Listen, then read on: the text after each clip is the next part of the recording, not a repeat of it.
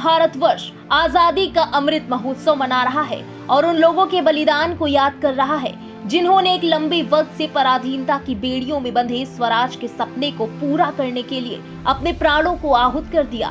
वहीं दूसरी ओर सियाचिन की पिघलती बर्फ ने एक भारतीय सैनिक के परिवार के लगभग 4 दशक पुराने जख्म फिर से ताजा कर दिए हैं। सन 1984, जगह ग्योंगला ग्लेशियर।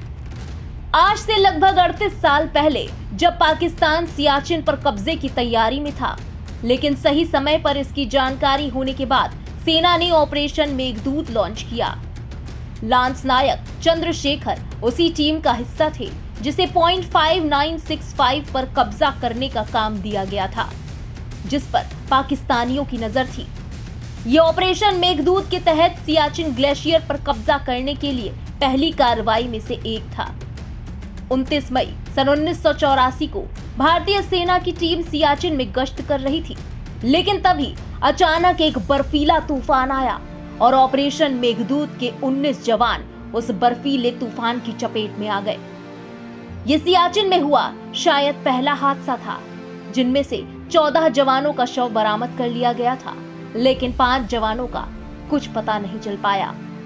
इन्हीं जवानों में से एक थे लांस नायक चंद्रशेखर हरबोला, जिनका पार्थिव शरीर हाल ही में भारतीय सेना के एक गश्ती दल को एक पुराने बंकर में मिला है। सैनिक की पहचान उनके सेना नंबर वाले पहचान डिस्क की मदद से की गई। दरअसल हर भारतीय सैनिक किसी भी मिशन में जाते वक्त ये आइडेंटिटी डिस्क पहनता है, जिसमें उसका आर्मी नंबर लिखा होता है।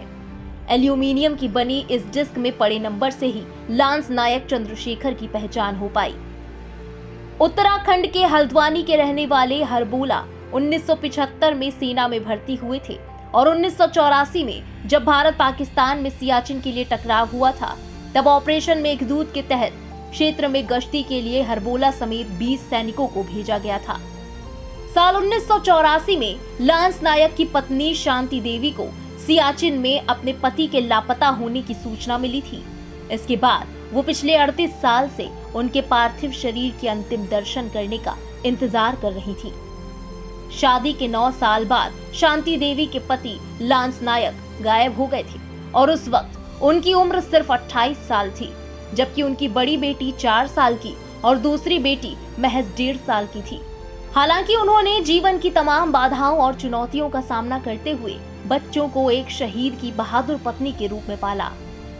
38 साल पहले लापता हुए शहीद के अवशेष मिलने की जब जानकारी हुई तो परिवार के सदस्य एक बार फिर से गम में डूब गए। वो पुराने घाव एक बार फिर से खुल गए, जब रातों दिन इस बात की चिंता रहती थी कि वो कहाँ होंगे। शहीद के परिवार को ये तो पता हो गया था कि वो अब इस दुनिया में नहीं है, लेकिन जब तक उनका पार्थिव शरीर ना देख लेते यकीन ना होता। लेकिन बदनसीबी ऐसी कि परिवार को ये भी नसीब नहीं हुआ। लेकिन जब समय ने धीरे धीरे सारे घाव भर दिए तो 38 साल बाद फिर से पुराना जख्म उभर आया। बता दें कि ऑपरेशन मेघदूत में जवानों के शौर्य और अदम्य साहस को आज भी लोग भूल नहीं सकते।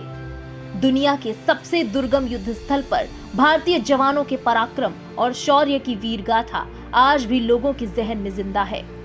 भारतीय सेना ने 13 अप्रैल 1984 को सियाचिन ग्लेशियर में ऑपरेशन मेघदूत लॉन्च किया था। गौरतलब है कि सियाचिन ग्लेशियर दुनिया का सबसे ऊंचा युद्ध स्थल है और यहाँ मौसम ही जवानों का सबसे बड़ा दुश्मन साबित होता है। बर्फीले तूफान यहाँ कई सैनिकों की जान लेते रहते हैं।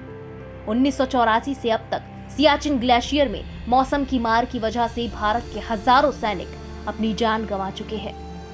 भारत के ऐसे वीर सपूतों को इंडिया पब्लिक खबर का शत शत प्रणाम।